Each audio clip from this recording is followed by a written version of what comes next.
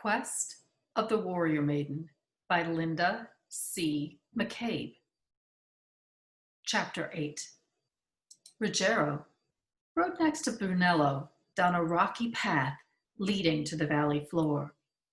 Gradasso and Mandricardo rode behind them in silence. The two kings had come to an uncomfortable truce, one that could end at any provocation. It had been 2 days since Ruggiero had slept, and his eyes were becoming unfocused. A single tree in the distance would dance and then split into two. As he continued to stare, the trees would reunite just as the ground appeared to roll. He needed rest, but he knew he could not ask the others to delay meeting Akramont's forces. Ruggiero's heart was not in their journey, nor in rejoining his liege. He wanted to resume searching for Bradamante because he worried about her safety. His only solace was that his heart told him she had not died and that they would meet again. "How do you like the sword I gave you?" Brunello asked.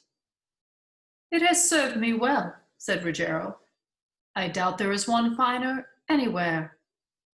Brunello smiled at him, exposing the large gaps between his remaining teeth.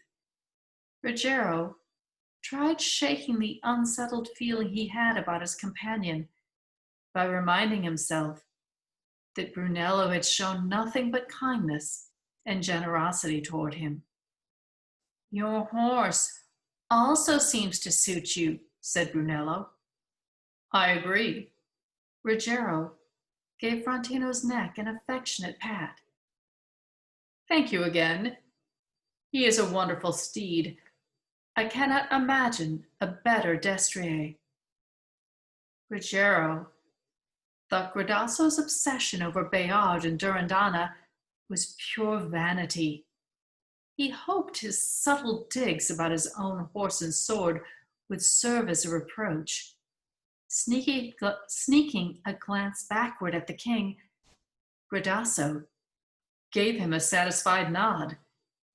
Clearly, the king of Saracana had not felt insulted, but instead was happy to learn Ruggiero was not another rival for his coveted objects. As they passed a copse of trees, a knight on foot could be seen in the distance, wailing and Frankish.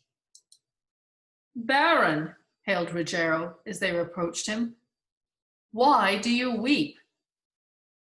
"It is my lady," the man replied. "She was stolen from me. I do not know how to get her back." "Another man?" Mandricardo leered. The knight had anguish in his eyes. "You will think I am mad, but this truly happened. Yesterday, we were traveling on this very road. She was riding next to me on her horse. Then, without warning, from out of the sky came a man on a flying horse." Mandricardo laughed. "The old man snatched her in his arms and flew away."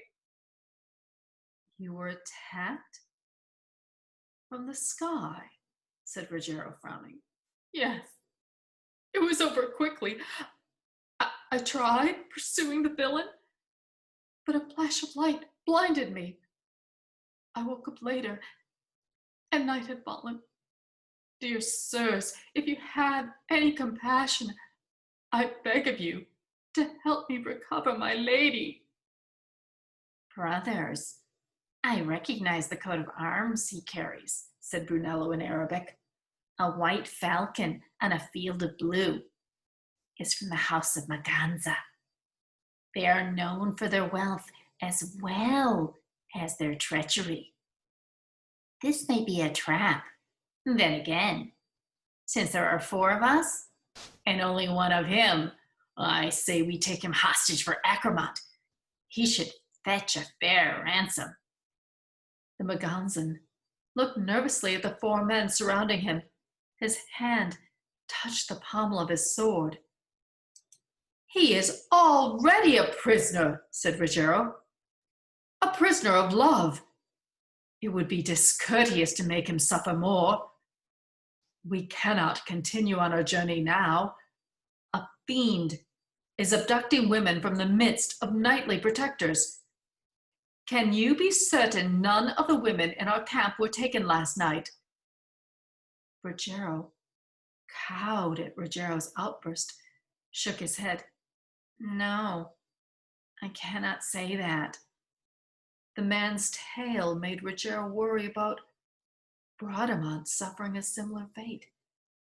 He could not bear the thought of her being held hostage, and what could happen to her safety and virtue. "We cannot risk having a madman target Akramont's sister or wives who are traveling with him, since they are only a fair bit up the road," Ruggiero said. "We must help this man by finding the villain responsible and release all his captives." "Find another lover," Mandricardo said under his breath. He gathered his reins and announced, "I am leaving to help Akramont in his quest against Charlemagne. I will not be deterred, and certainly not on behalf of an infidel." His horse galloped off in the direction of Akramont's army.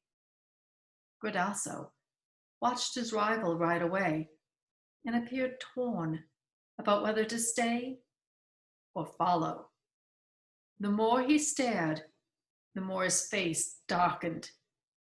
Turning back to the Maganzan, he asked in Frankish, "Which direction was your lady taken?" "Toward the mountains," the man said. "Thank you, sirs, for agreeing to help me." He bowed as he mounted his horse. They turned toward the Pyrenees. "Ruggiero," Brunello pleaded, "we cannot do this. Akramont is expecting your return." "I will not turn my back on this man," said Ruggiero. "You may return to Akramont if you wish." "No, I cannot return without you. We shall remain together."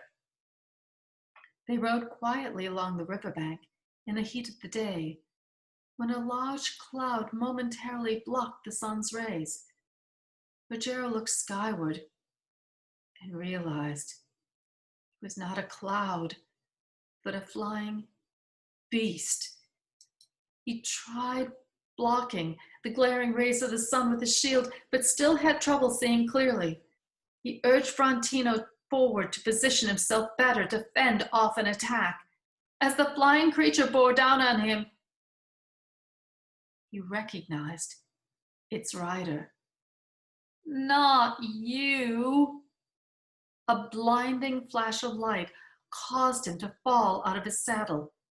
He watched his helmet roll on the riverbed before all turned black.